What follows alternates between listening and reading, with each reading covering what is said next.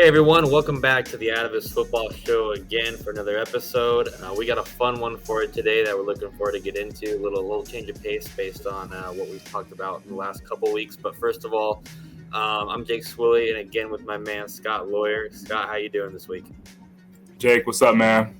Doing good. I'm excited to get into our drip watch and look at some uniforms and really get into the fun side of football when it comes to this, the swag and what makes them look good on film, on TV as well. So I'm excited, man. Exactly. Yeah, no, me too. That's one of our favorite things here, and that's our episode for this week. Is we're going to look at the best all-time college football uniforms, and we'll kind of take it a couple different ways, a couple categories. What we're going to call primary uniforms, and then what the big trend is over the last 5 to 10 years is all the alternate uniforms that have come out. So we're looking forward to that. Scott and myself are big drip guys. We're always taking a look at what's out there, and especially when we play too, taking care of ourselves as well. So Right. fun one for it today, along with the normal news, recap, and highlights from the past week. And just like we like to start off every show, our In the Spotlight series, where, again, we're highlighting some of our clients, some tackle clips that we have from the previous week. And so what we got for today is actually, we got two clients for you, two high schools. I'll let Scott take it away. Yes, we got two, right, Jake? I think. Who's this one? Yeah, so Park. Number 4 out there was doing a great job. This is like I'd actually pick 2 out of all the ones I saw because he's just flying around to the ball.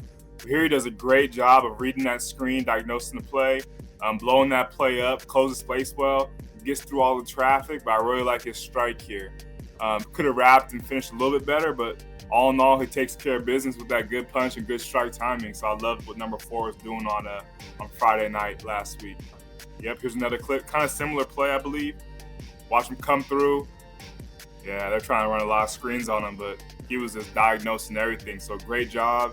Here, I love the finish here, Jake. So he does a good job of having that footwork, the punch, but watch his finish here.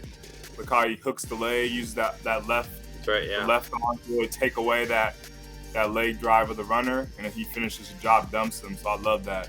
Really aggressive finish by number 4. Here it is from the back end. Gets through the traffic. Really important for our young linebackers is on the second level is be able to close space really well. All right, here we have Marquette out of Wisconsin, number 24. Yeah, had a great game as well. So watch him here, close space. Blocker can't even do anything. Same foot, same shoulder. Good leg drive, great finish. So dominant contact. Some really good clips out of our high school clients last week. Yeah, no, absolutely. I think you make a great point. A couple of those. That first one, it just shows you what you can do with even just, like you said, not the best wrap and punch and everything like that going into it, but just making contact and striking with the same foot, same shoulder, the power you can deliver. And then on that second clip as well, we get that question asked a lot. One of the things we focus on is making sure we have a good wrap to finish, right? And we ask, hey, what happens when what do you use with that other arm with? How do you do it? How do you teach it? And we typically leave that up to our clients and schools that we work with. And so a lot of the times people, like you said, like to use that hooking of the leg with that off arm. So great job there of the player utilizing that to finish off the tackle for sure. Yep, right on. All right, let's jump into some news and highlights from the past week, starting off with college, of course. We'll take a look real quick at the scores from this past weekend. So Scott, what did you see? Oh, man, let's talk about Ohio State take care of business. I mean, we know that offense is charged up with Stroud over at quarterback, but I was thinking of a more closer game with Michigan State. I know Michigan State is, quote-unquote, having a down year, but they always tend to play them pretty well. So I was kind of surprised at the final outcome there. USC handled business. The offense is rolling, probably actually a little bit closer than they probably thought, given the fact they're putting up 40 and 50 and 60 points the whole season to start. So that was a little bit closer. Ole Miss came out with Lane Kiffin. They were throwing the ball around, doing a great job on offense. That the transfer from I'm blanking on his name, but the transfer, he was recently at USC. He lost a job, obviously, with Williams coming over. He just transferred, but he was throwing the ball around pretty nice. Oregon had a great showing against Arizona, which, the Huskies are going to be playing Arizona this week, so we'll see how that goes. We're able to limit that offense, the high-powered offense, the air raid over at Arizona. And then TCU, that was a great game. I don't know, that receiver, about 6'5", put up like 200 yards in the air. That was a really Yeah. fun game to watch. Two undefeated teams going head to head, so that was great.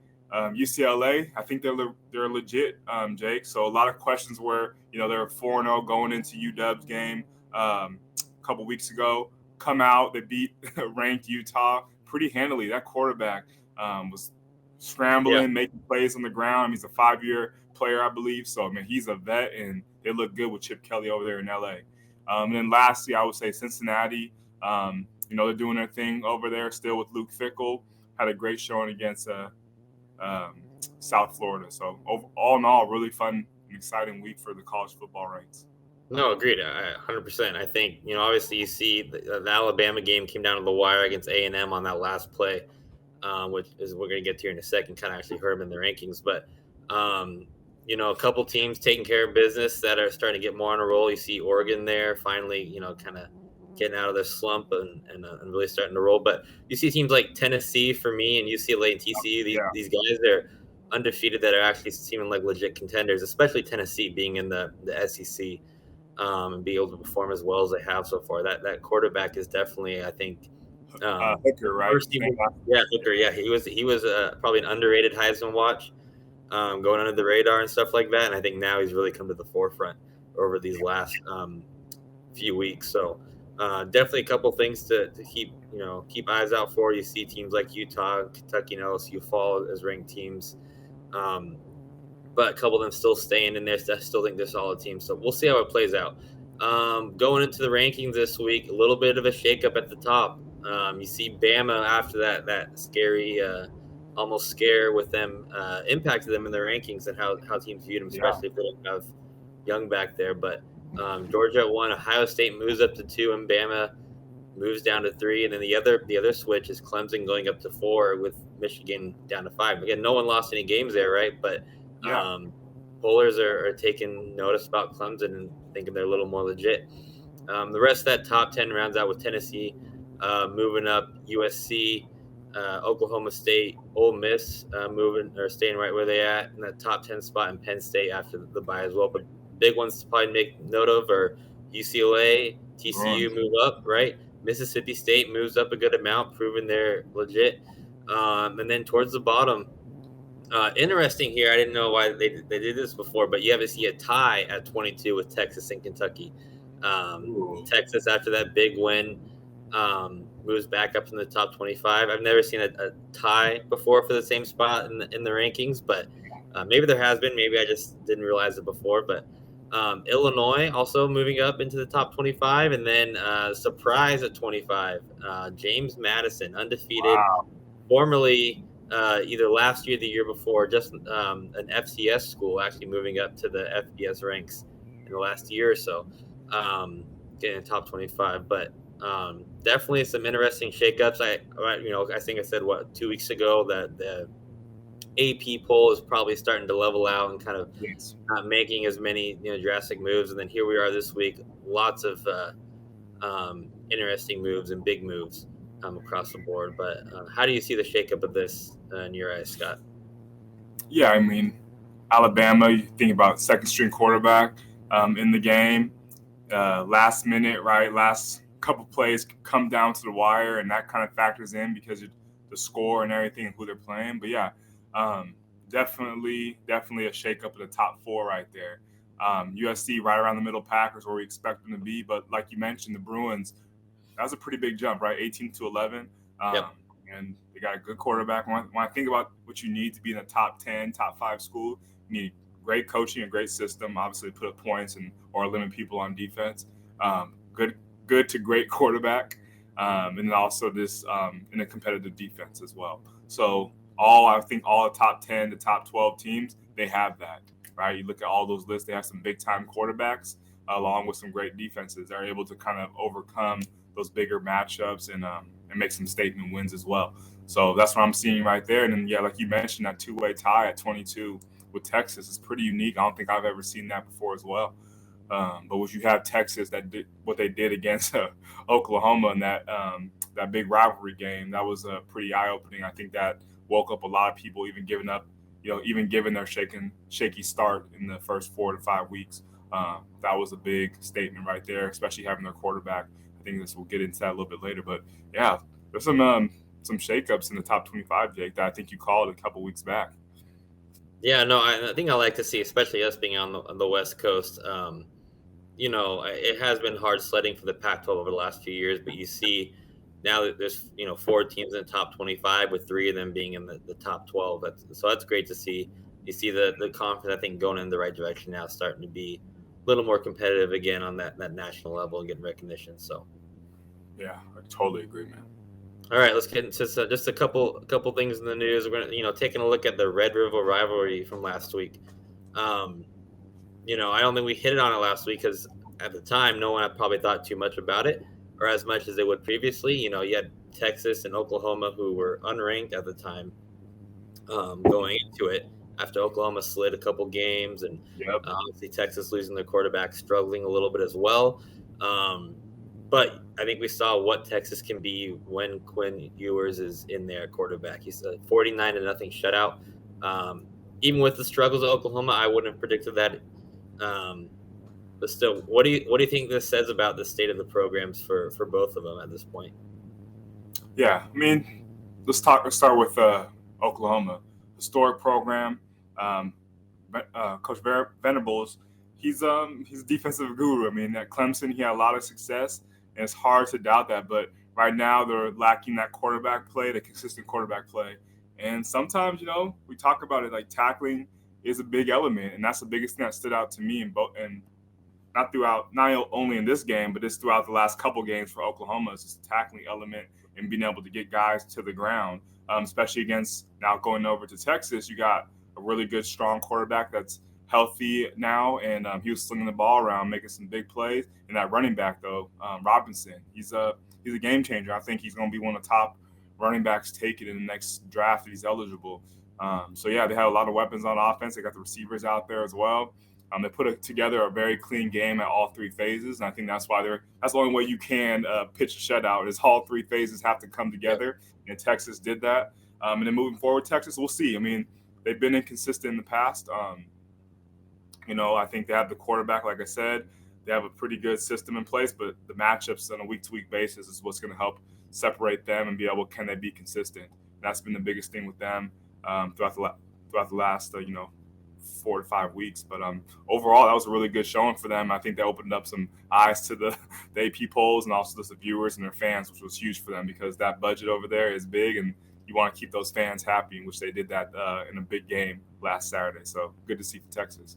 Yeah, no, for sure. Obviously, anyone in those positions for either school, especially Texas, like you were saying, because of the backing, there's always seems to be on the hot seat for better or for worse, just because of the way in the history of the program, right? And so obviously coming out doing what they did in this type of game for them, I think is only going to help them moving forward. So in the short term this season, obviously seeing if they can do something even more in that conference, but also long term as well. So another piece we want to kind of hit on this week is some surprising undefeated teams still out there.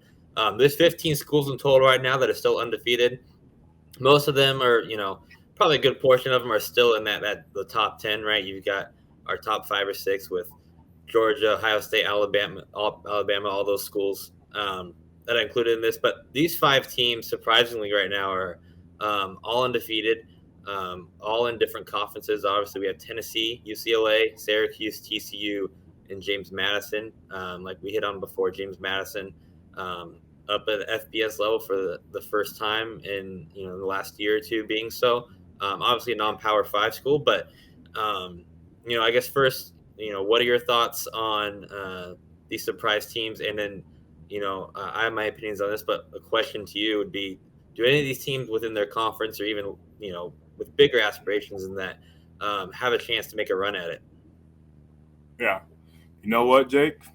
I'm going to go on. I have not watched a lot of James Madison. I need to. I'm going to catch up on him this weekend. But, that making that jump from the FCS and being able to move up and still have success shows a lot. I think, Cincinnati kind of did that a few years back with Fickle, and they're able to kind of just, show their worth. And I think I definitely have to watch more film on them.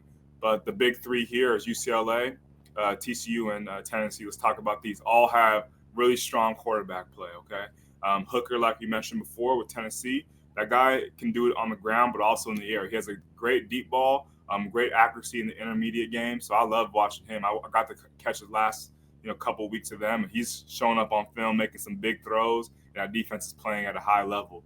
UCLA.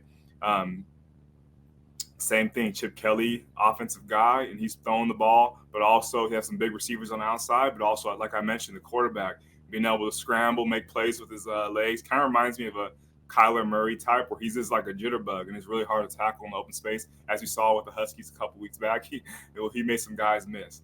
And then TCU as well. They got Duggar in there, I believe his last name is. Was a backup going into this year, but he's been a starter for over the last couple years. And that guy can go the distance. I think he's a track star back in high school.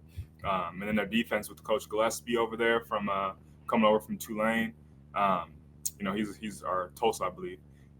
Great defensive coordinator. The guys really believe in him. They have those weapons on the outside and offense. So all in all, I think those three teams right there can definitely mix it up, and I think they can compete in their conferences.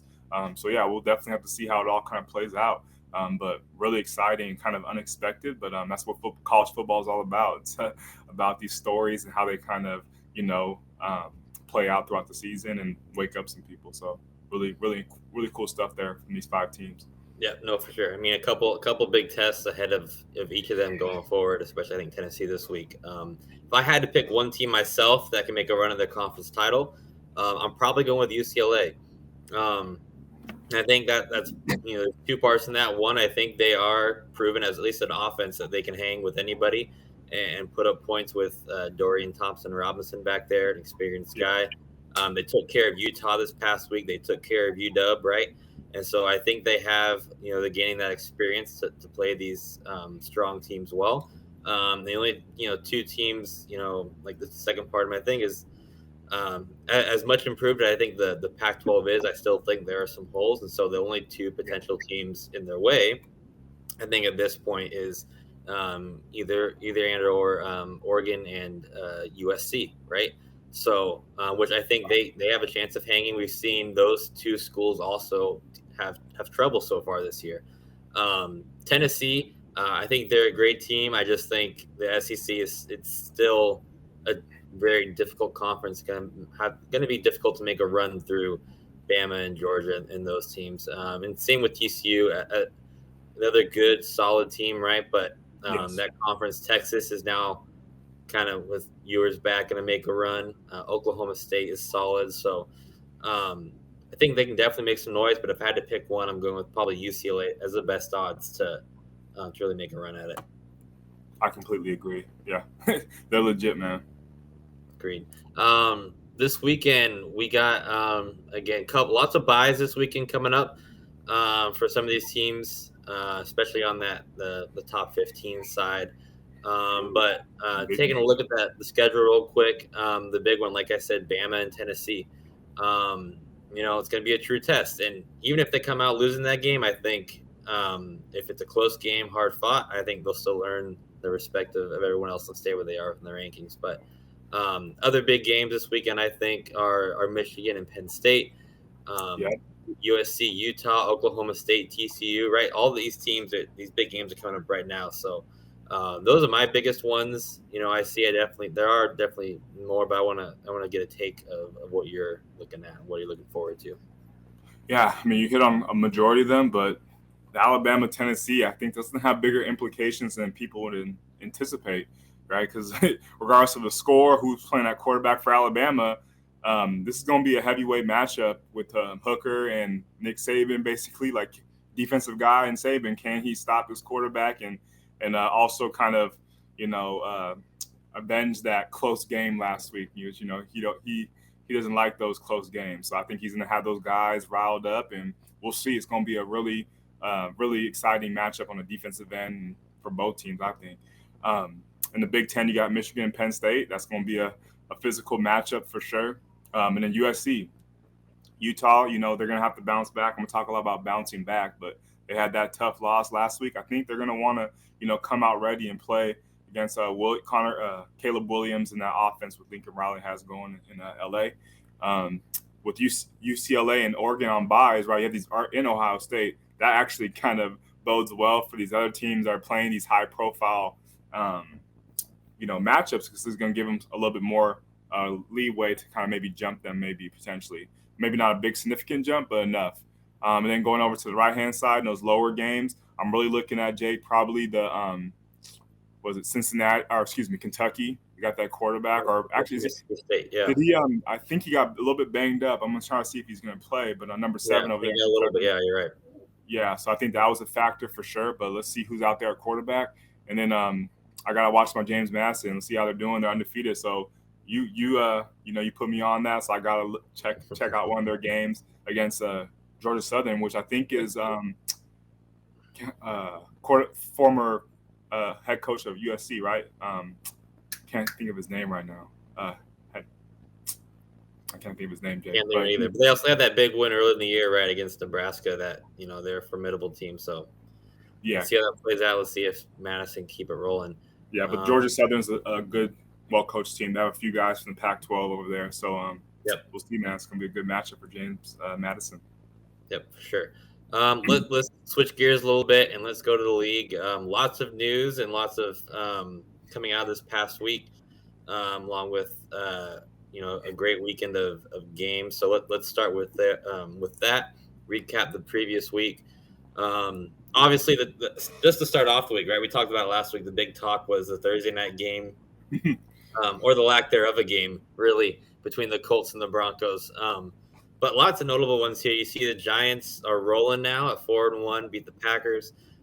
Chargers starting to kind of get on a roll as well. Kenny Pickett struggled in his first start, but again, tough D with the Bills. Not an ideal first start. Lions were rolling offensively and then struggled obviously against Patriots. Dolphins going down to the Jets. Obviously, the lack of quarterback play and just having your third string in there didn't help things. We'll get to obviously the Seahawks and the 49ers here, our teams, in a second. But what else did you see from this previous weekend that stuck out to you? Yeah, let's just start with the game over in London. So the Giants and the Packers. I mean, you think about that. Aaron Rodgers and that offense. I know a lot of the hype coming into the season was the lack of continuity with the receivers. I think that played a big factor on Sunday. And the lack of trusting the running game. We have 2 running backs back there, which is, as we talked about last week, is a luxury, as you said, when you have 2 guys back there. You got Aaron Jones and you got AJ Dillon. Yeah. The Thunder and Lightning, but they didn't want to lean on that. I think they wanted to kind of let overseas. They wanted to let Aaron cook a little bit, and it wasn't working. They took a lot of deep shots back in that game, and it just wasn't coming together. So I think they'll kind of rely back on the run and see if they can bounce back. I know he wasn't too happy about that performance, but you got to trust the run game to get things going, especially when the offense isn't flowing well with your quarterback. Okay, and then also who we had, Chargers and the Browns. There were some questionable calls at the end in terms of coaching. I think with Staley over there, that he was trying to close them out. I think it was 4th and 2 from their own, backed up and around the 50-yard line, I believe.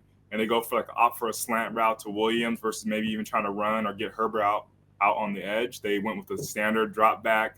And basically, I think one of the Keenan Allen was asked what they were doing on Twitter because he wasn't playing.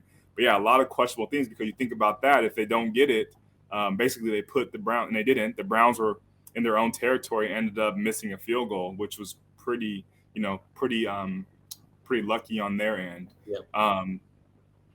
Also, we have here, the Vikings. I think that was a really good game. You saw Kirk Cousins a little bit get that connection going with Justin Jefferson, who I have in my fantasy team, so I love that. He started off hot out the gate. I think he completed 17 passes in a row or something crazy. So that was a really good game, and it kind of came a little bit closer than the Vikings anticipated. But they actually have a trouble closing out games historically, the Vikings, right, Jake? They always just, forever it is, they might be up big, and all of a sudden the teams just creep in and make it more interesting than it needs to be.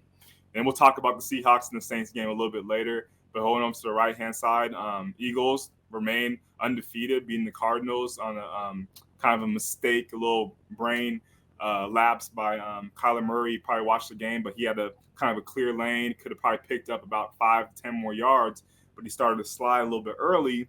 You know, the rules and how it goes Yep, is when they that's start right. to give themselves up, that's when they're down. So that played a big factor in them having to kick a field goal. They miss it. They have a new kicker in there, I believe. So yeah, it was a tough situation for them. Cowboys had a great defensive showing against the Rams, and Stafford kind of struggled. You saw that. He continued to struggle just with that protection and also finding other guys versus, just trying to force feed Cup. And then let's talk about Monday night. A lot to unpack from the Monday night game, Right. which I think we'll talk about, but a lot of drama, a lot of controversy, but also at the end of the day, it was some good football being played that I think we'll talk about a little bit later. But overall, man, I love the NFL and what they're doing. I mean, it's a really competitive season so far. A lot of things to talk about, which is fun for us, but also a lot of good football being played. I feel like, especially in the last couple of weeks or so. Nope, agreed. Yeah, lots of good football. I think with my Seahawks, we'll get to your Niners here in a second. My Seahawks, from my point of view, offense is clicking right now. We played the Saints, right? Well, should be a pretty good defense. They struggled a little bit this year, but still have the pieces there as a defense to be really good. We put up 32 on them. Geno looks good right now. Um, unfortunately, we lost Penny for the year with kind of that freak injury, broken fibula. But Yeah, everyone was hating on the Kenneth Walker pick. That was kind of the on social I media wasn't. question. I I'm not wasn't, saying Jake. you. No, no, I'm not saying you. I'm talking to like the nation in general. I Everyone's was like, on your side, man. I think that was a great pickup because we worked with a lot of Big Ten schools, so we had the luxury of seeing him run the ball at Michigan State so effectively, and I think that was gonna be a big pickup, man. I think now he kind of struggled out the gate, but it's hard because he had that hernia, I believe, right, Jake? yep, he And did. but then he bust off a 60, 70-yard run, and they were like, okay, this is what that guy's gonna do, what he can do, and I think in that system they like to run the ball. So he's gonna get a lot of touches and have ability to kind of show what he's can do at the next level, huh, Jake? Yeah, no, for sure. And I think that's exactly why you draft him, is because obviously we lost Carson to retirement this year for a Yeah. neck injury, and as much as I think everyone loves Penny as a player. He's great when he's able to be on the field, but his biggest problem still, just some guys are this way the last few years. Ever since we drafted him, he's always had injury problems, and so He, um, he got rolled. It looked almost like an ankle, but he broke yeah, his. they called it ankle at first. That's when everyone speculated. That's what Pete said on the press conference immediately after the game. But Right. once they got the MRIs and X-rays and everything done, actually a broken fibula. So get Man. surgery, be out the rest of the year to recover. But again, it's why you draft a guy like Kenneth Walker where you do, because this is he's going to be a good back either way. But now, as an insurance policy, he's able to step into the starting role. But offense is clicking. I don't have any problems there. I think we're starting to figure out who we are as an offense and be able to be good both on the ground and in the air, especially against a good defense like the Saints, which is great to see. But flip side, defense is still struggling. Um, dang near we give up 4 touchdowns to Taysom Hill. 3 of them when you know he's going to run the ball, and he still gets out of the gate. So Wow. lots of holes to pick up. We added Bruce Irvin this week, which is interesting. Uh, Wow. Bruce is yeah, back. signed him back. I think they're just looking at some more depth and some more spots at the backer position overall. So, I think Nwosu's playing great, but that other backer, the other outside backer, they have Taylor there. They have, our draft pick this year as well. Um, they're not outside backers built in that kind of system. They're typically edge rushers and what we're always trained to do. So trying to fit them into the outside backer role, as I've kind of talked about over the last few weeks, is difficult, I think. So bringing in a guy, hopefully that can, even if he doesn't play a lot, maybe he can shed some light on being a veteran presence to those guys to help develop a little more quickly. But we gotta be able to shore up that defense and be able to get stops at the end of the game. Um, to get the win. So that's, again, we're still figuring things out, but overall, I'm still liking where this team's going compared to what season or expectations were prior to the year. But your team's rolling right now, Scott. 49ers taking care of business. Mm-hmm. We hit on it last week with your defense playing at next level. What are your thoughts on your guys' performance from this past week? Yeah, I mean, very well-rounded game against a struggling Panthers team. But the main thing that I'm going to talk about is the injuries. I mean, I think you probably get into that a little bit later, but yeah, we took some big hits for us, like losing Emmanuel Mosley on the outside. He was having a great year, man. I mean, him with Travarius Ward on the outside, they were locking things up, but also they tackled really well. So luckily, I think we have Jason Verrett still on the fence coming back, but you don't want to rush him off of ACL injury. So they have some young guys like Ambry Thomas, who's played in the past and was a pretty high draft pick, and then also Womack, I believe, rookie corner who played in the slot, but also played in the outside during college. So we'll see if that can translate. But they got some options. I think they got to kind of wait for Verrett, like I said, to come back. But that was a tough part. But injuries happen. We got to kind of bounce back. And also Bosa, I think he has it growing as well. Yep. And then Jimmy Ward as well got hurt. So a lot of injuries. But like I said, win is a win, and we'll take that and keep that momentum going. I mean, they're playing. As long as Jimmy can not turn the ball over or limit the turnovers as much as possible, stick to the run game, get Debo and Ayuk in space along with Kittle. A little bit. We got to get Kittle more involved. I think they did try to do that a little bit in the beginning of the game, kind of get him some touches and over the middle and out in the out in space with the play action. So they're trying to make an effort. But overall, Jake, I really love what the Niners are doing, and as long as we can kind of just stay healthy and just keep on every week battling, I think we'll be in pretty good shape, man. No, for sure. You're definitely starting to kind of find your ground footing going forward. So, Right. but you mentioned it, so let's just get into it. Some of the injuries coming out of this previous week, as we look into next. I think the big ones you hit on a couple of your Niners, but outside of that, you have Baker now missing a couple weeks with an ankle injury. PJ Walker looking to make the start, since the rest of their QBs are still that they drafted and that they had originally with Barkley and whatnot. Or Darnold, excuse me. Still hurt. Russell Wilson nursing a shoulder injury that came out this week. Gonna play, but just another thing that's not in favor of the Broncos right now. Not gonna help. Same thing with Wentz, shoulder. Teddy Bridgewater gets knocked out last week with concussion. And I touched on Penny and a few other guys in that discussion as well. But any other of these besides the ones we already hit on that kind of stick out to you that could be a big impact moving forward? I mean, you got to think about. I know the Baker has struggled off the bat, but yeah, he got pretty badly rolled up on. I think in the pocket. I watched that game, and yeah, someone kind of got folded like a lawn chair, and you saw him kind of limping. But yeah, with those high ankle sprains or those bad ones, they kind of stiffen up and they're pretty hard, especially for a quarterback. You definitely want to be able to watch that. I don't know how severe it was, but you saw a guy like quarterback Daniel Jones over in New York. He had an ankle injury similar to that previous week, and he was able to play pretty well. So everyone's pain tolerance is a little bit different, so you have to look into that. You saw Carson Wentz, shoulder, plays tonight, I believe, and I think we'll talk about what his coach had to say, but you never know how that kind of, how those stories kind of align, right? The narrative on is he healthy or is he not? I mean, he's been playing pretty well, but still, like, not to the caliber. That's not winning the games they probably want to be winning. So we'll talk about that. You saw Darren Waller go out early in that Monday night game. Those hamstring, those soft tissue ones, especially for a skill position like that, in a guy like that, in terms of how he wants to stretch the field at the tight end position, that's big. And you don't want to. I think he's dealt with that in the past, where you just don't want to try to hurry him back. So with that, you might have to keep him on side for a little bit. But I think they're on a bye week this week, so that kind of maybe plays well for them. Then my guy Nick Bosa, we'll see, growing similar soft tissue thing, so you don't want to rush that back. I think there's a chance he might play, but against the Atlanta Falcons, you maybe just try to. They have really good depth at the D-line position, so maybe you can try to kind of combat that and give him another week or two to rest. And then lastly, Mosley we talked about. Yeah, but overall, this list seems to keep getting bigger and bigger. So it's a very physical game. We talked about that. So hopefully we can kind of have some cleaner games and get some of these guys healthier. But yeah, I don't like to see so many injuries. Yeah, I know a lot of injuries out there that we talk on every week, but it seems more and more are more than just a week by week thing. A lot more in the IR realm, or the multiple weeks, or people getting hurt for longer. So hopefully some of that can get cleaned up. Guys can stay healthy through the next remainder of the year. But let's move on to some news from this week. I think the first early on, Panthers part way with Matt Rule.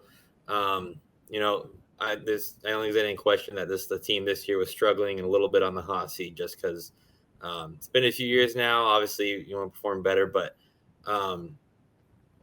passing game coordinator takes over for the remainder of the year as interim coach. But again, I think this is just part of the game at this point. The way owners and franchises kind of operate is they, whoever you are, however long they bring you on contract or whatever it is, everyone kind of has a short leash, and I don't think that matters of what franchise you're at this point. I think it's just the business of the game. But what are your thoughts? Yeah, I mean, like you said, it's a business, right? And this is a win now league. So 3 years, kind of just, they gave him a big contract, and we've had the luxury of working with Coach Rule over at Baylor and with the Panthers. So definitely, he's an offensive guy, but sometimes it's not a right fit. So I think definitely he'll be back on his feet coaching at some level, maybe as a coordinator at the NFL, or maybe he goes back to college. I know he did a lot of good things at Temple and Baylor, so I'm sure he'll bounce back. But that's part of the NFL is they don't give you much time to rebuild or anything. They're gonna win now. So I think they gave him 2.5 years, and they made a decision, and you gotta live with that. So that's part of the game we're in now. Next piece of news, you kind of touched on it earlier. Ron Rivera was asked in a, I don't think it was quite post game, but it was a Monday interview or Tuesday interview, whatever it was, into this week. Obviously the NFC East is looking a lot better and a lot stronger this year, and so he was asked why does he think that the Giants, the Cowboys, the Eagles are so far ahead of where the Commanders are right now. And he gave, I think, one word answer, and I had to go back and double check this and wanted to make sure I had it right. But the one word answer was quarterback.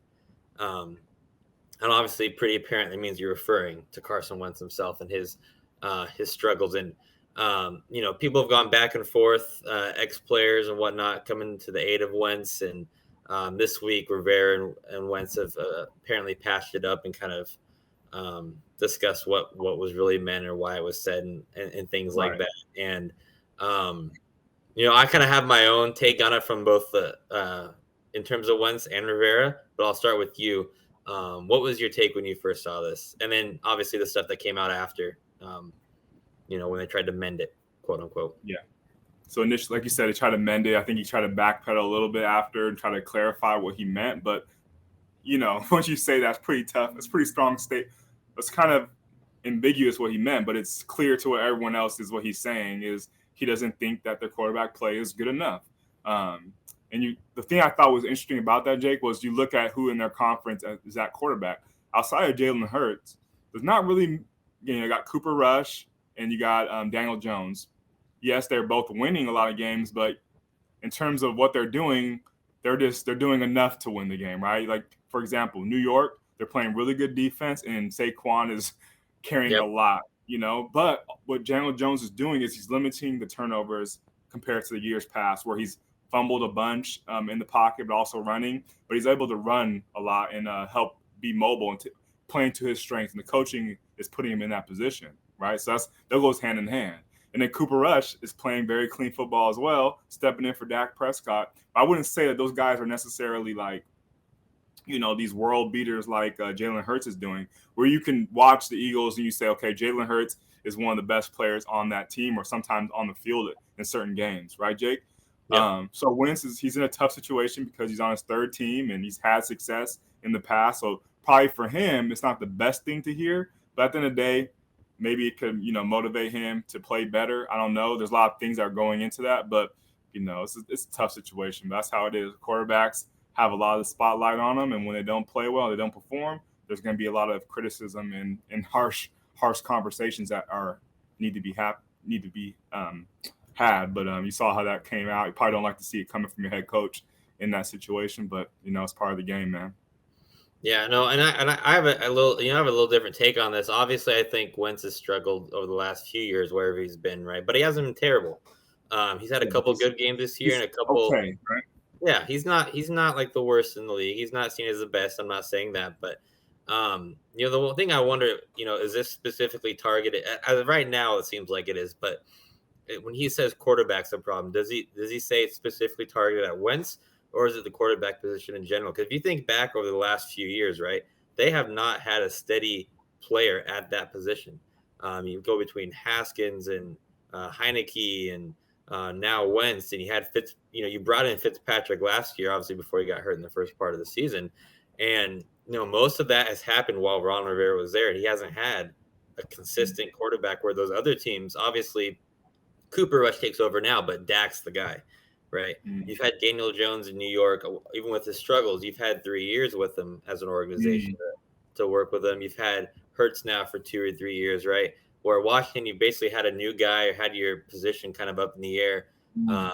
at the start of the year. So, I kind of wonder, this is full speculation right now. Is that a frustration not with Wentz so much, or is it a frustration with the position itself and the organization? Is is this really Rivera's decision was it his decision to bring in Wentz, or was it the GM, or was it the owner even? Because we do know the Commanders and the whole Washington organization over the last few years, or for a while, has kind of operated with a little dysfunction at times, right? I think, Mm-hmm. universally, it's not seen as one of the top tier franchises across the league in terms of how it operates um, Right. and things like that. So obviously, that's full speculation right there. But I think Rivera might be pointing to more something like that than specifically Wentz himself and the turntables, or just the turning in and out of quarterbacks every year at that position, and how that Mm. position is being handled from an organizational perspective.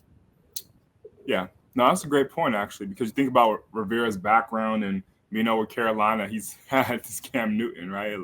And that's where he's had a lot of success with him. One quarterback that fit him in terms of his hard nose, like military background, I believe. So that fits him. And sometimes also, you're looking at Rivera, he doesn't really mix words. He kind of tells it straight as it is, and I think that's why he's earned some respect in this league for so long, is because he's a straight shooter. Sometimes that can come back to bite you a little bit, but you never know. We'll see how it goes. I feel like they can probably have a pretty good relationship. I think Wentz is one of those guys that I don't see him kind of folding off of that. But I think they'll be able to, patch it up and keep on pushing throughout the season. Yeah, no, they'll have to, so for sure. So, Have to. Yeah, I don't know I don't know who the backup quarterback is over there. So, the last piece of news that I think is sweeping across the league that everyone wants to talk about, these roughing the passer calls. Now, obviously, the league has, I don't think it's any secret that the league has made the rules around the right. game and adding more each year in favor of the offense, right? Adding Yes. more, restrictions as a defender, as a DB, what you can do in the passing game. Obviously, as a pass rusher, anyone who's tackling the quarterback, all the things they have to avoid now just to make a sack without getting a roughing the passer. But this weekend, two, one of them very impactful, but two just very apparent poor roughing the passer calls I don't think anybody agrees with. No one Mm. was, shoved in the ground. There was no helmet to helmet contact or going to the head, no leading with the head, no hands to the face, nothing like that. You see on the right, Grady Jarrett sacks Tom Brady at a pivotal point in the game on third down. Was going to lead the Falcons getting the ball back, and maybe, they were coming back in that game, go down and score, take the lead. Wrangles him down, right? Gets called right away. Chris Jones's case, he actually ends up with the ball at the end of the tackle, right? And gets called again. And they came Yeah. out of the game with a W, so it didn't impact him that way. But after the game, he calls for, which I think is actually a really unique idea, of calling for video review, or the potential of it, on roughing the passer calls, because so many are being called now, and they have so many restrictions and rules around this. And I'll get your thoughts on that as you do that. I'm going to bring up, interesting to bring up what the actual rule says, and we can piece it out. Yeah. No, Jank, I think for sure you hit on some really good points. I think the main thing that we're looking at here is the situation, but also being able to review this, because a lot of what we do as analysts too, as well, is the real time versus being able to slow it down. So right in real time, the tackle might look great, it might look super safe, it might look super effective, or vice versa. But when we take the ability to look at something with a clearer view and slow it down, that's the same thing when it comes to these in the moment calls that refs are put into, because the optics of it, was always tell the analysts that we train here, is don't get confused by the optics, right? Look at the full picture, take the time to evaluate the situation.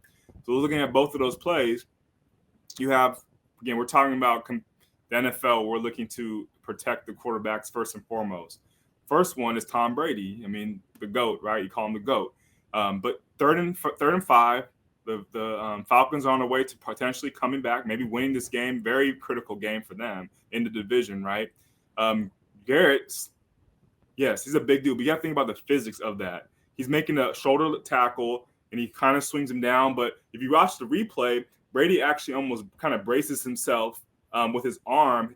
But I think what you're watching it in real time, it looks like his head kind of snaps, right? Almost like kind of like the Tua situation.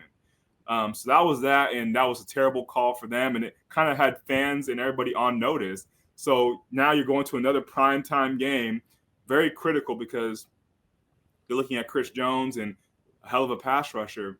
That was a very critical standpoint in the game, because that field position, you talked about it. Chris Jones had the ball in his possession, and you watch it in slow motion. He actually uses his arm to brace himself. The ball is in his possession. So that dude's over 250, 60 pounds. Like, what do you want him to do?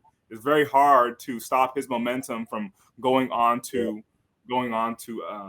Derek Carr like that. So, yeah, I definitely thought that was a big point of emphasis that they should have been looking at previously to start the season. But with 2 very mishandled calls, I think the commissioner and the league will look to kind of help this and try to fix the rule, but also look at the reviewing aspect of this, Jake. Yeah, no, I agree with you 100%. And if you take a look at the rule as we have it right here, and word for word, in this section, this one basically states that they're taking a look at any time a quarterback or a passer is in a vulnerable position, right, up to the referee's judgment. If a pass rusher basically tackles them with like unwarranted circumstances or in an unwarranted way, that would cause a foul. And so this is the word for word. I'm going to bring up one more piece. This is the principles, as states by the following principles. So the different scenarios and the more details of the rule. Here are the scenarios that they're really looking for, and they've added a couple over the years, and these are paraphrased right now, but look at the five things they're looking for. So in the referee's judgment, right, he knows the most obvious one, the base of the rule, the ball's gone and he hits the passer anyways. Okay, that doesn't apply here, but that makes sense. Pass rusher commits, I love this, intimidating and punishing acts. It's football, right? The whole idea is to punish your opponent. I just think the wording in there is interesting, of intimidating and punishing acts, but really that's that newer rule of driving them into the ground. When the passer is a quote unquote different position. Well, real quickly, Jake, did that come from Aaron Rodgers maybe like a handful of years back, where I think it was Anthony Barr, he kind of put a little extra on it, and I think he ended up breaking his collarbone or shoulder. Yeah. Yep. That was that rule. Okay. And then you've got obviously hit, pass, or head or neck area. That makes sense. That's fine. That makes sense. As long as it's obvious, right? As long as it's clearly to the head or neck. This doesn't call out clubbing the player, right? Then you have the Brady rule again, hitting, at the knee area or below.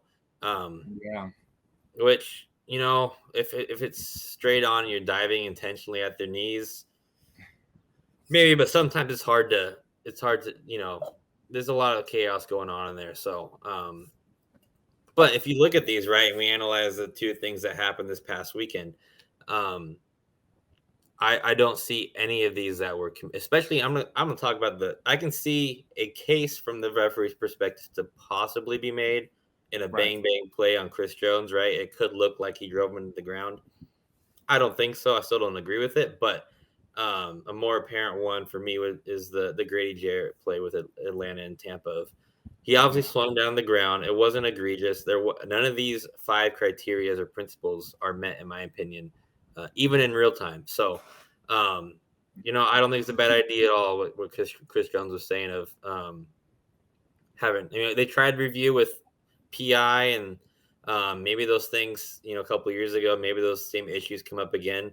But I think it's worth at least testing out like in a preseason down the line or something like that. So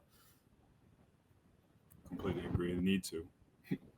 last piece of news, just again, uni watch as we're kind of starting to do here in the NFL, especially every week because college is hard to keep up on every week. There's new uniforms everywhere, but with the new changes to the helmet or the NFL, we like to keep a watch out. So week 6, we have a couple.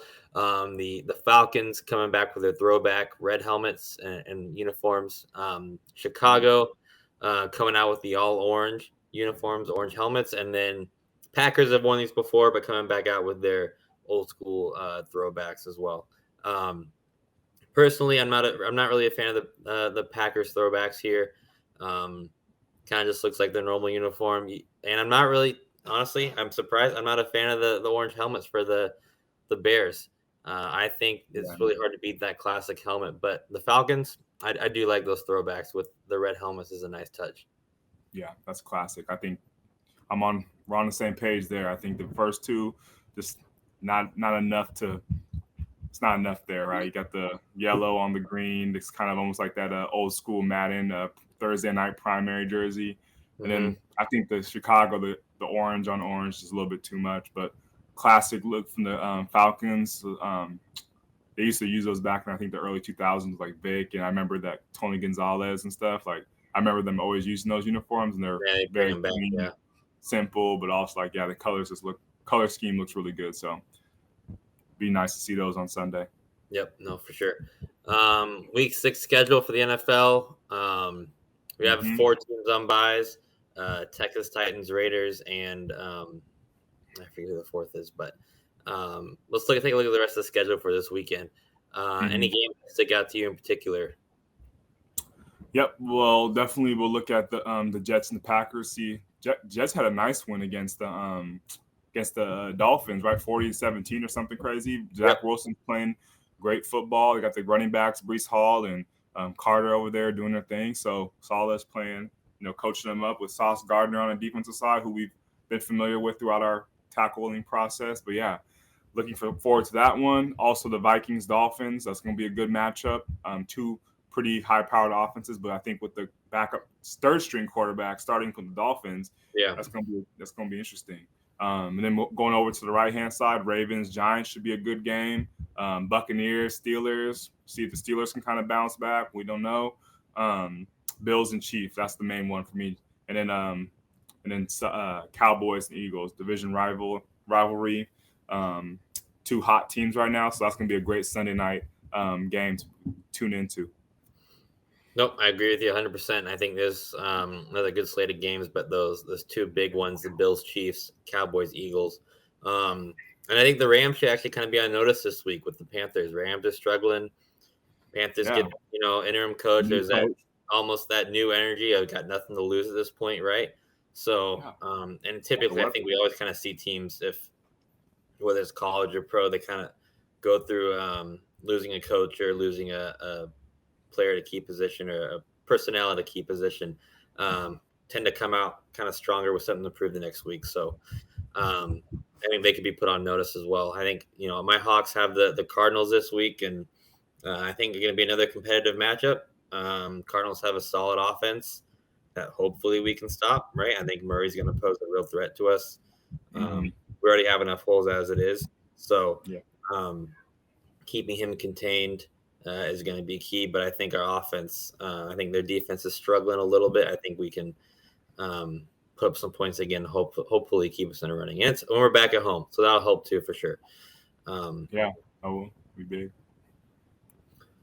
All right, so that's the news highlights and everything from this past week, but now let's get into the fun stuff. The main topic of this episode, we're going to look at the best college uniforms, college football uniforms of all time. So each of us have selected 10 uniforms in total, and we broke it up into 2 categories. So we have the primary uniforms, and those are going to be like the primary basic standard uniforms. And they can be from any year back, 80s, 70s, 60s, or 2000s or now, right? As long as they're their base uniform. So you see teams like USC and Michigan on here, that the blue and gold, red and gold, right? Those are their standard uniforms. And then we have 5 alternate uniforms that we're going to rank. And those are all the, if they go the all black or the chrome helmets or any kind of variation outside of the standard traditional ones that they wear, those are going to be what we have considered alternate uniforms. And so we'll rank our top 5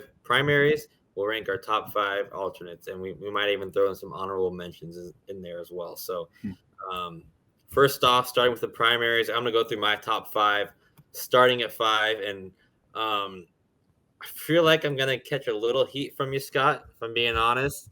We'll see. I haven't seen your list yet, so it's gonna be live. Some people might call me a little basic out there, but that's fine. Hey, we'll see. What? Don't sway me any. Don't sway me into what I want to see. So first one, number 5, Stanford, and this can be home or away. If I'm gonna have to pick an era, I'm gonna go specifically with that. Early 2010s, mid 2010s, Christian McCaffrey era. So shout out to our COO, Kerry Carter, former Stanford running back alumni there. Stanford to pick. But I just think the simplicity of the uniform, I'm very partial to navy, and I'm partial to that kind of not quite maroon, but like that cardinal, that red. I think the red and white, keeping it simple, looks very sharp. I struggle between choosing either them or Oklahoma, but I think the white helmets, white pants, and red top, that alternating color scheme and colorway hits really good. Very clean, very nice. So that's my number 5 pick.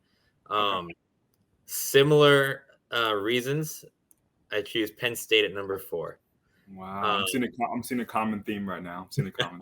I told you it might be a little basic, but you look at it, and I almost picked. They had a throwback uniform from the long time ago that I really liked too. It had like a gray face mask and everything like that. Different kind of number style as well, but again, similar. It's pretty much the same uniform, but in navy. But very sharp colors. Navy, white, nothing extra. The other thing that stands out for me here is that classic helmet of the helmet without a logo. Obviously, we don't see many teams like that anymore, but I think that stripe with the plain white helmet, blue face mask, very traditional. I think it just pops. And you can go white or their away or home uniforms, and I think it hits the same either way. So wow, Jake. Okay, all right. I'm seeing. Well, first thing I'm noticing is that the running backs, the people carry, with that might be a little bit adding to that bias. You're saying, okay, who's running the ball, who's wearing the jerseys? You got 2 really good running backs. No, that's not it. No. Okay, all right. So you just like the simplicity of it. Okay. Well, I just like the simplicity. You can put a wide receiver, DBT lineman. It's all going to look the same to me. Okay. I think the colors accent everything very well. Little variation here with my 3rd pick. Ranking 3rd is the LSU, and particularly their white jerseys. And I think that they're basically their home jerseys because they wear them all the time for home. You hardly ever see them in purple or anything like that. But again, I think first of all, starting off with the helmet, I'm very partial to. I had a hard time also not putting UW in here just based on their helmet, but that triple stripe that's very defined down the middle. I love that look. I think UW also, they have a similar type of helmet to this, same design, just gold helmet, purple face mask. This is yellow with purple. Helmet right here, logo is very solid. I think it just pops and really stands out. And I think the stripes that they have on the shoulder and all the pants and the colors of purple, yellow, white, the way they have them laid out here is just the whole look from the yellow helmets, yellow pants, and the white jersey along with their stripes schemed on the shoulders and pants, I think just really pops. And I think it's also unique that they wear whites at home and they pretty much wear the white uniforms all the time. So it's also kind of a nostalgic, traditional look that they have and they're kind of known for at this point. So they're coming at my number 3. Like that one. Yep. Number 2, going with Texas. Ooh. Yep. And I think obviously they have the burnt orange that's specific to them. I don't see any other team at any other level having that color. But again, very simple here. Obviously, the plain white pants, plain. Every now and then they switch up with the stripes on the jersey. But really, that color of the way the orange and white pops, and for me, it's also the helmet too. Just the base white helmet you don't see as often anymore. White face mask, white helmet with just that simple logo, no stripe. Again, I think it actually looks even better on the way that the jerseys are designed today, with the new Nike jerseys and styles and fits and colors, and just pops even more. But again, another classic look, but for me, it's the helmet and that color of orange that really stands out, and that's unique to them. No, I And like then that one. number one, going with Michigan. In Ooh. particular, I'm going with their home uniforms. I'm not as big of a fan of their away uniforms. I think they've changed it up over the years. I think in the mid 2000s they were with Adidas, right? And they kind of experiment. The one thing they don't alter is their home. They kind of experiment with their away uniforms from time to time. When they had the Adidas look, really wasn't a fan. Looks better now when they're now back with Jordan brand and Nike, and they have on the away uniforms they have those stripes on the sleeve. But still, I think the traditional look at home, again, colors pop. You have blue, you have yellow, very basic. But for me, obviously too, it's going to be the helmet. The helmet sets it apart. Sets them apart from a lot of the people. And although they didn't, they weren't the first ones to have the flying wing that belongs to Delaware. True. For a history lesson there, but Joe obviously, I Flacco. think they Flacco. popularized the helmet. I think we're known for it. The one thing I don't like that ever since Harbaugh, I like helmet stickers, but since Harbaugh got there, obviously he puts helmet stickers now on the helmets each year as players earn them. I think that takes away from the helmet from an aesthetic perspective. I think Interesting. Okay. Yep, I think they need to just no stickers. You just let the helmet be itself and stand on its own. But those colors paired with that helmet, um, yeah, I mean, you see in high school and stuff like that. Every once in a while, the team will try and will use that as their helmet as well. The local team here, um, Bellevue High School, ran the wing team and still does forever. Right? They have the same color scheme, same helmet, so it makes sense. They see Right. some other teams try and do it with different colorways and whatnot. It just doesn't look right because everyone has in their mind what that should look like, and that's the Michigan flying wing helmet. So for that reason, they are my number one. Again, I'm gonna go to my honorable mentions in a second because it was extremely hard to just take a top five. Um, for my honorable mentions, I went with five of them because I had a hard time not. And Those are so good. again, some of them they're classic, but I see Notre Dame with their gold helmets, Yep. especially since early 2010s when they started really putting more gold and more stuff into that helmet. They've always put gold in the helmet, actual gold, but revamped it a little bit over the last decade. Mm-hmm. Trojan uniform, very sharp, very classic. Yeah. Those lines as well, especially like what they do now with the kind of the gold gray face mask that they kind of changed up in recent years. Yeah. I still think the Sooners. It's hard to go wrong with those colors.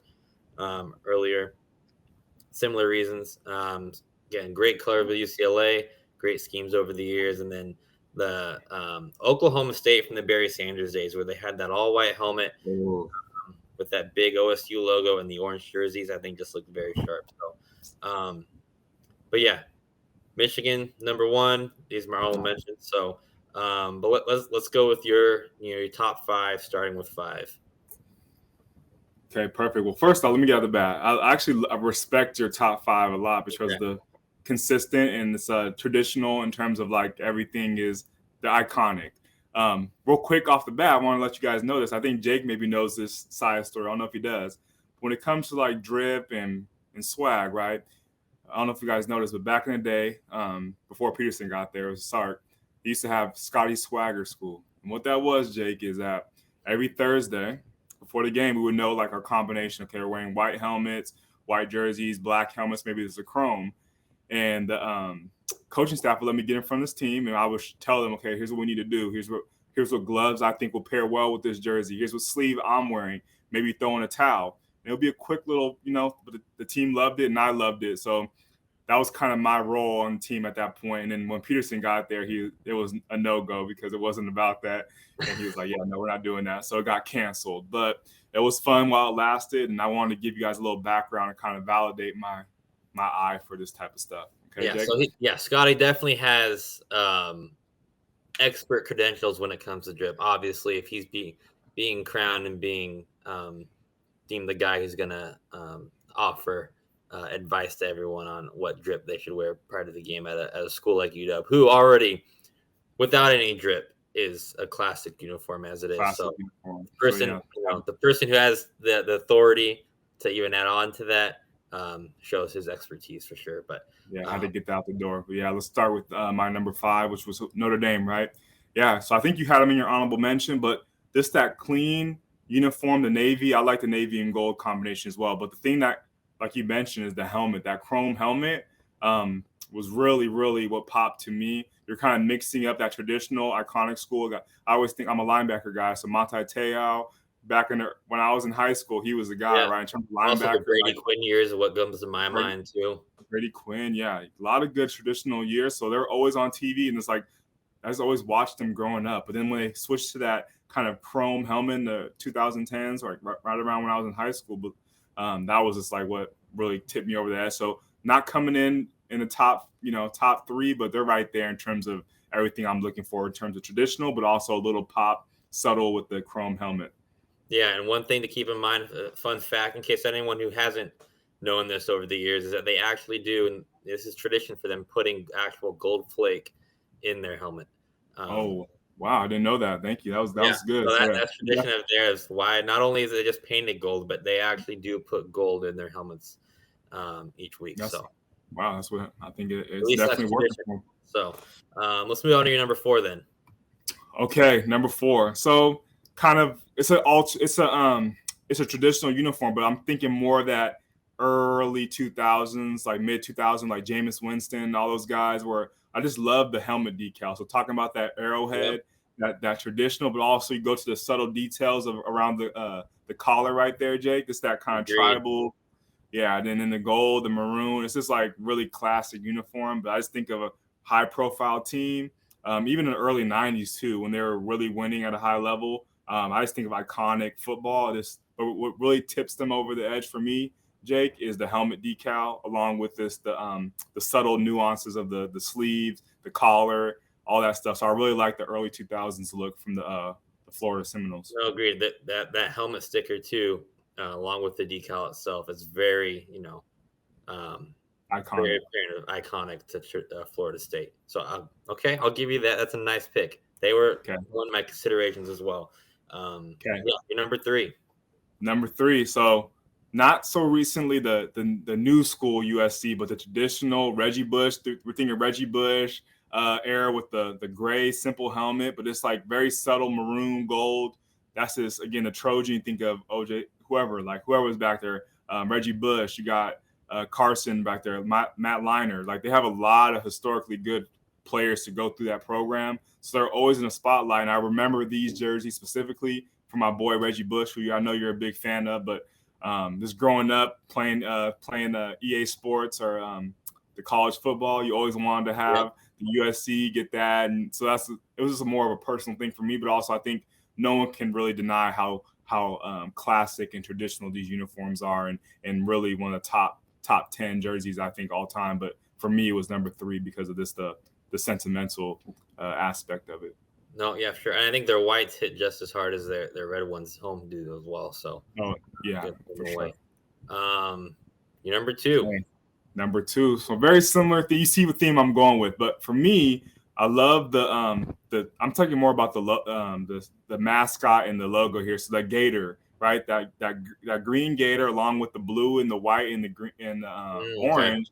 I just think the balance in these colors and the way, particularly in this era with like Tim Tebow and all those guys, Percy Harvin and all them, like it is iconic, man. I think I really like the color.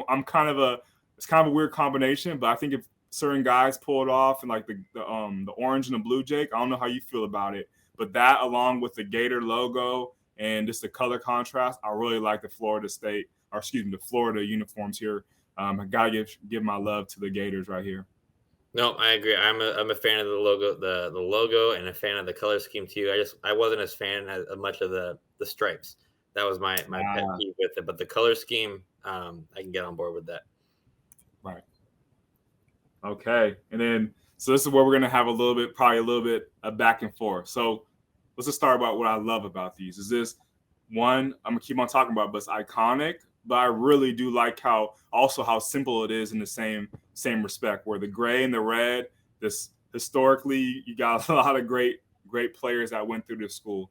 But I think what I really like here is the stickers. Not, I think these, if anyone is going to talk about how iconic the stickers are, I think they make it. I don't know what the exact icon is, but it has a really good. Buckeye. It reminds me of, yeah. It reminds me back in high school we actually had the very same sticker type, and for me maybe that's probably playing a little bit in my background of it.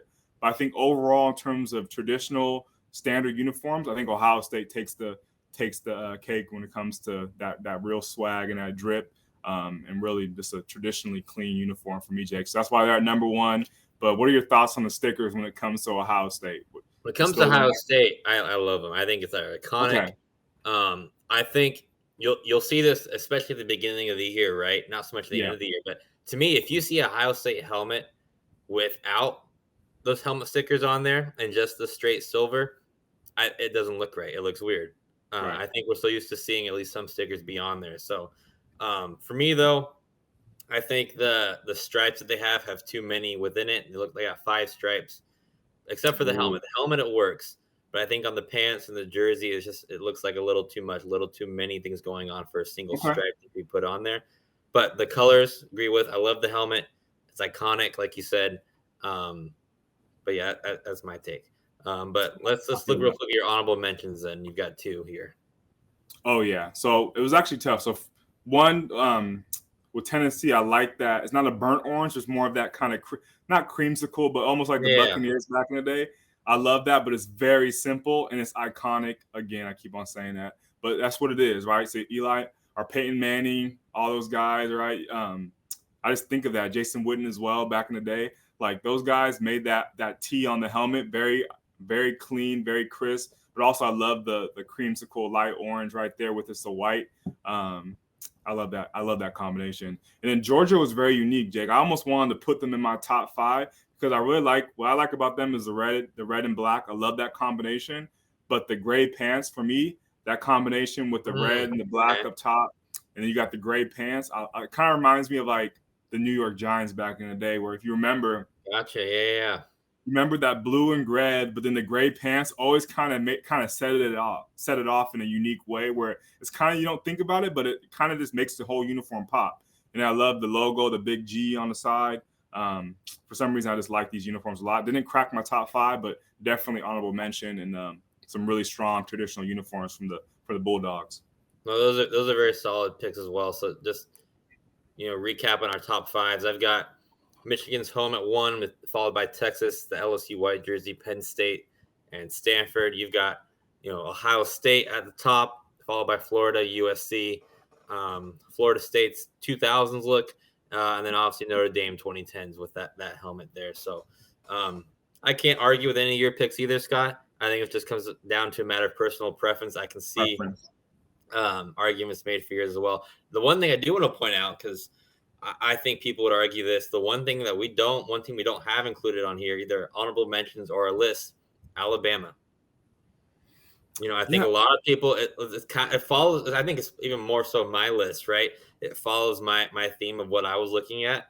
right. But to me, I It don't know. I was think it's It's hard. It would be a tough sell, right? We're talking about drip and swag. Like we're talking about this pure simplicity. They haven't changed anything, I don't believe. But remind me, Jacob, did they put the numbers on the helmets? so they've got the numbers on the helmets, and for me, it's almost like the gray face mask. It just doesn't pop. It seems dull. The other teams, like you look at Oklahoma, my honorable mentions red helmet, but with a white face mask. I'm a big when it comes to like accents. I like the white pants, the white face mask, the white Uh-huh. numbers.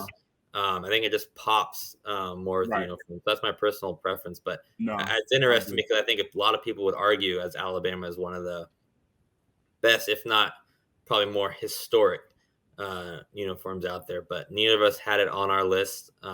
That's true. So But I think the one thing that we can talk about in our top 5 is the things that are evident is the winning aspect.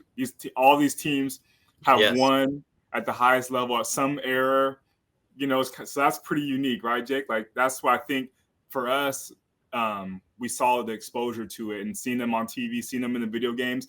For that tied a lot into my like top 5, but because it was more of a, like I said, a sentimental kind of. But also, I did like the overall jersey. Like I kind of imagine, okay, what if I wore this jersey? Like, could I make it work? I think all 5, my 5 at least, I feel like I could swag them out pretty well.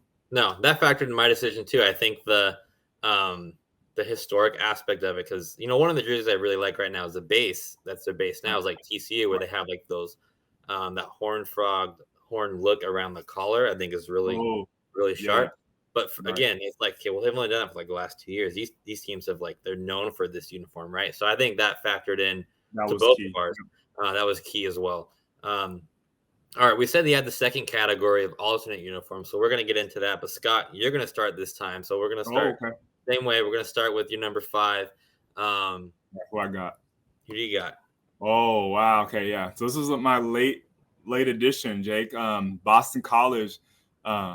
I think the bandana look in the middle right there. I have never seen that. That bandana pattern. Very. You could say it's a little bit of a bold statement, but I think it works with this color combination, especially the white. You got the white jersey. You throw in the red numbers with that, and the little subtle accents of the bandana. And you keep the thing here is you have to keep the helmet simple, and they did that, right? Because you imagine it, you start put the decal through the top, whatever, it just gets too much. So I actually like what they did here with these bandana uniforms. So yeah, that's my top 5 alternate right here. Okay, let's get to number 4 then. Ooh. Oh, so Jake, you remember this? This is like again, Dude, these were the ones that like in my head kicked off everyone had alternate. They were doing alternate uniforms. They were doing black uniforms. This was the uniform. So, I like this pick. This was the uniform that kicked off like the really eccentric or really like far out there. They did it. Alternate uniforms, in my opinion. Man, so yeah, TCU. I remember these in high school. That East Bay magazine or some. There was some magazine. Yes, that was my favorite. That was awesome. The Nike came out with this big thing of like the mannequins wearing this Nike combat uniforms, wherever it was. Those things back in the day, that was everyone wanted the gloves. They wanted to have that. But I think the way that TCU did it with the pants, they went bold. So you have almost that snake or horn frog pattern with the metallic pants. That's bold because I don't know not a lot of dudes can pull that off. But with the color concept of the black and the purple, it just worked.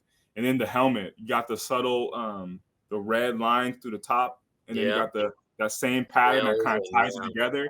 And even you have the details of like the Under Armour. Like imagine like now with like a sleeve like that or some type of thing where you have that kind of horn frog pattern right there. I mean that, with nice little black visor in there, Jake. I think that now would go crazy right now. So I love this one. This one's for sure the one that kicked off the whole Nike alternate uniform. That next level. I remember, like you said. Go ahead. Go ahead. No, okay. So I was almost gonna have it up higher, but I was thinking. I kept them right within the 4 and 5 because it's a very bold jersey, and you almost want the alternate to be bold, but I feel like it only works with this color scheme and like the horn frog like vibe. But it was like, imagine I don't even know I can't even think of a different team, but like the color and then the TCU horn frog, the whole vibe, it just made sense. But go ahead, Jake. Sorry to cut you off. Oh no, you just reminded me of back in going up through the middle school and your youth football days, and even the high school, going to those Nike training camps or Nike combines and stuff, where they have the whole Nike upcoming uniforms laid out and gear, and it was all about the Nike combat stuff. Getting all the sleeves and the gloves and all that. That was the big thing, and this is what kicked it off. So. I like that pick. That's a good pick. So we agreed on that. Good. Oh, okay, yeah. So Oregon, so I got to show the Ducks. I'm not really a big Duck hater because although I went to UW, I'm from California, so the rivalry is not that strong for me. But the reason why these ones stick out for me is because one, you got to give it up to them. OU has the most eccentric jerseys ever, but particularly their throwback combination of that green and that yellow. it's just a very simple, but also with the duck. See the shoulder pad right there? My guy Byron Marshall, actually, I played against him in high school. San Jose guy, shout out to him. But you see that slight little throwback of the duck in the middle. Yep. I mean, these were clean jerseys, and I actually had the luxury of being on the field playing against these. Unfortunately, I think it was my junior year. Came out, we played, and we had the all white uniforms, and we played them. It was a big stage, but yeah, I remember trying to tackle Mariota in the backfield and all those guys, and it was pretty hard to do. But that's why. So probably it's a little bit of PTSD right there, and why they're not higher. But I do actually like these jerseys a lot, Jake. No, I saw them firsthand in person. I know, I agree. This is, like I said, Oregon's known for like the leaders in uniforms, right? But this shade of green with that yellow, that throwback is, like you said, just very clean cut. So Yeah. Nice pick. Okay, your number 2. Okay, yeah. So, I mean, we're talking about 2 historic teams in terms of that, but think about this right here. You got the old school Husky. I'm thinking who? Don James, early 90s, playing for Rose Bowls. That's one thing. But, I mean, I don't know if you would agree, Jake. I mean, you're a Seattle guy, Washington guy. I feel like the UW, I'm not being biased, but I feel like UW has some of the best traditional like throwback jerseys of all football. It's with that gold, the gold and the purple, but also that Husky, the throwback, like white and purple Husky. This is simple. I just love this combination. And I would say I'm a big throwback guy when it comes to like vintage gear. And every time I see some UW vintage stuff, I have to get it because it's just that old school look is really clean and crisp for me, but also it's obviously sentimental to me because you walk through the Husky tunnel, you have all the banners of the Rose Bowls and all that stuff. It is iconic, and I think of these jerseys with that.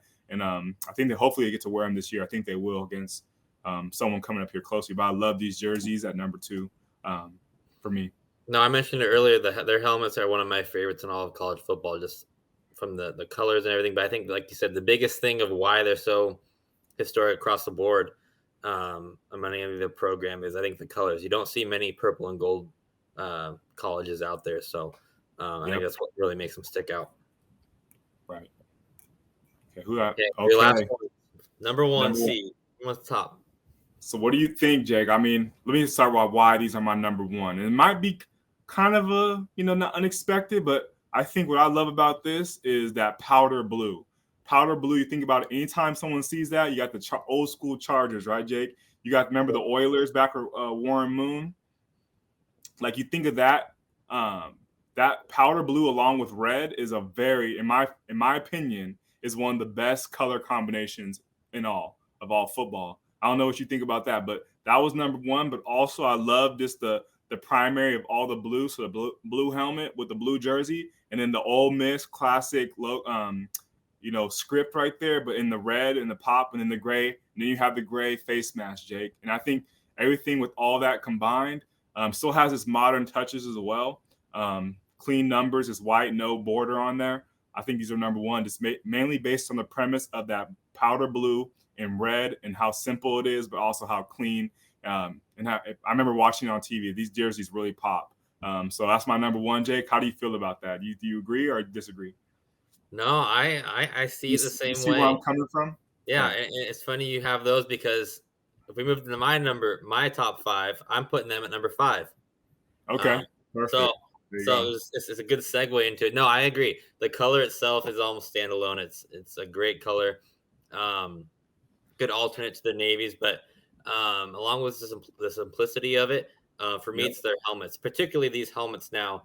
Where they have almost like the powder blue helmet.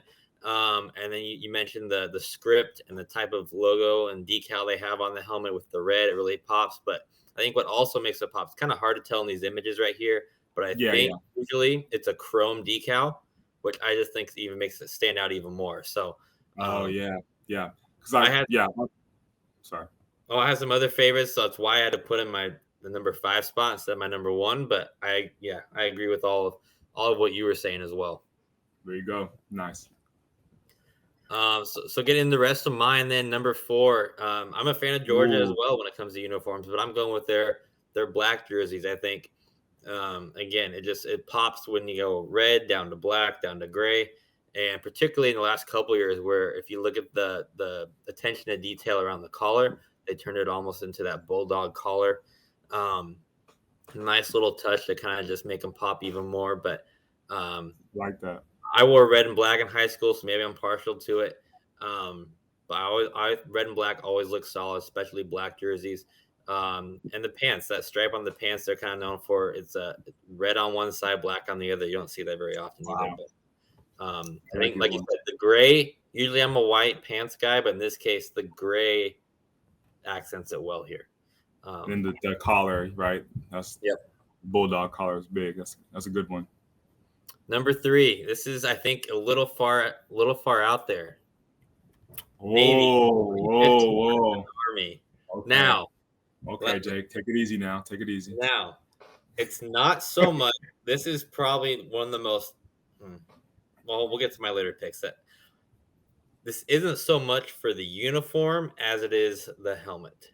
Okay, I got you. Now, we both know when it comes to the Army Navy game, it's the only game that weekend at the end of the year. Both teams come out with custom uniforms just for that game.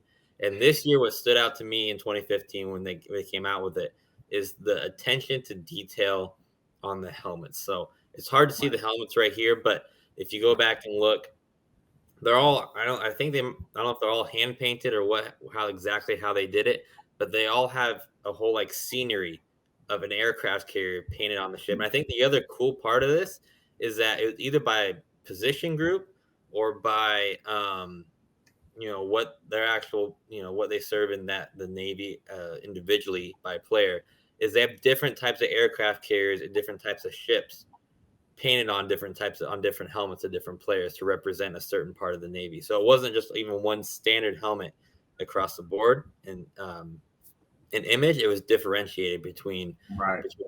So you look at that helmet up close. It's not so much the uniform for me as it is the helmet. When they came out with it, it was very nostalgic to me. I was like, oh wow, that's awesome. So for me, it's really the helmet here more than anything. Mm-hmm. But I respect that. Yeah. Number 2, similar to the reasons why you put Ole Miss up high. For me, it's royal blue. Wow. Yeah. Okay. Go ahead. So this is interesting. Yeah. No, I was interested. I was kind of surprised myself, but after I think they wore these recently, like a week or two ago, also, or something along the lines of this color. They're usually their colors are navy, and I'm usually a navy guy, but when they go to the royal blue with like a chrome decal, they kind of switch it up. They'll go all royal blue, or they'll go royal and white. Any kind of combo that they have with their royal blue uniforms and a chrome decals on their helmet, I think is really pop for me. And I think it's a very classic look. As well, the number sleeve, the stripes on the sleeve and the pants, again, just being that same color really pop, the triple stripe. But yeah, so that gets my number 2. Simple, but changing the colors up to pop even more than they're just their navy. I like that one. I almost went with that one. You did. The all blue though. All blue, okay. Yeah, but I was thinking it's might a little bit too simple. All in all, but yeah, I like blue. I think the royal blue or powder blue is key right there. I think that's what you hit on for BYU right there. Yep. My number 1. I think this is the uniform. I have no idea who it is, but let's see. Really, that changed the game, at least the helmet game. And we're gonna go Oregon 2012 Rose Bowl. Wow, I remember that. Okay, coming out with the chrome helmets. I had never been done before that game, and it's not so much Wisconsin, right? Yeah, I believe so. Yeah, again, the uniform's nothing flashy itself, but for me, this is the first time that they had these chrome helmets come out, and I think since that point, all of a sudden the craze, and it still is today, is the chrome helmet. But they were the first ones to do it with the all silver. And coming out first time with that, I think the wing logo too, which became super popular, that I actually like now better than if they just put the O on the side of the helmet. But it's good for me. This is my number 1. This is what really changed the. You had TCU with the Nike Combat that kind of changed the game from a uniform perspective, from a helmet perspective. For me, these guys this year with this one game just changed it. And ever since then, it's chrome has been a part of uniforms at the college level since then. So I did have a couple honorable mentions I want to throw in real quick, and they are both Oregon. But again, same thing, throwbacks that you had. I love Yep. those. And then I did like the ones on the right too as well with the ducks, yeah, the quote unquote duck. I just thought that was super creative what they did, yeah. making it look like a quote unquote a duck with the orange face mask and the to represent the bill, and the orange socks and cleats to represent the feet. So those are my honorable mentions. But let's take a quick look at our just top 5 recap. Going down 1 to 5 for you. You had your Ole Miss Powder Blues, UW 91 throwbacks, Oregon throwbacks, TCU Naked Combat, and the red bandana for Boston College. I had my Oregon 2012 Rose Bowls with the chrome helmet at the top. Yep. Royal Blue BYU's, Navy 2015s, that helmet really, the Georgia black jerseys, and then the Ole Miss Powder Blues also, but those at my bottom end. So love it, man.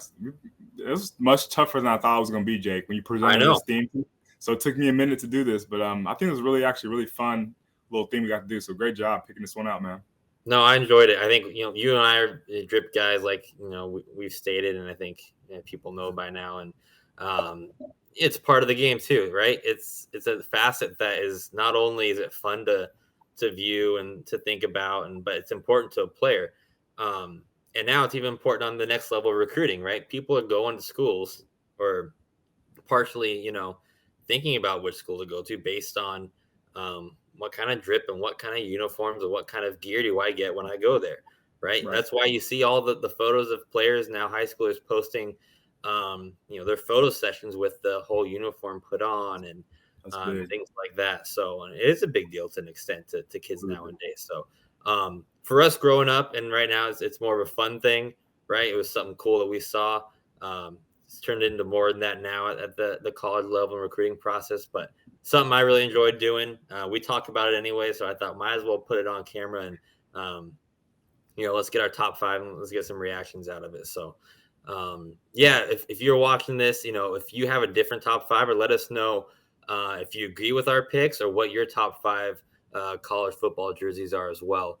We'd love to hear it and go back and forth with you on what we see and what you guys are thinking out there. So next week we're gonna go a little different feel. Today was more of a fun feel, right, with what we did. And one of the things that Atavus we like to do and we talk about is we're a football company, we're a tackling company, but even beyond that, a whole mission is to impact sports and really help improve the game of football from a safety and effectiveness perspective.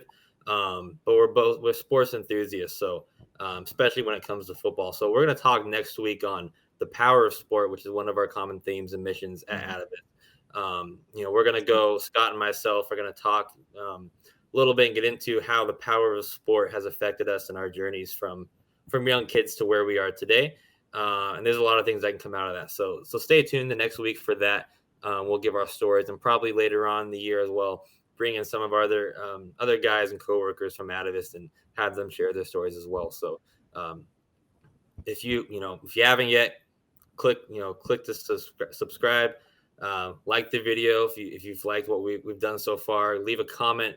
Let us know what your favorite uniforms are at the college football level, and you can be assured that later on also we're going to be doing the NFL as well. So we're not stopping here. Scott, thank you for being on again. Love doing this with you every week. Anything else to add to the end of the show? Yeah, nothing. I mean, we're already halfway through the season. It's going by like a blur. But yeah, I'm really excited. I think the power of sports is something that we definitely emphasize here in one of our mission statements. So it's going to be big tomorrow, our next week. Excuse me. I think it's going to be really fun to kind of dive into the background of why we do what we love here at Atavus, and the reason on how we got into sports and how we continue to stay in sports and impact it. So I'm really excited to get deeper in next week. Yeah, for sure. Once again, thanks for joining us today on the Atavus Football Show. Stay tuned next week when we talk about the power of sport. And until then, we're out.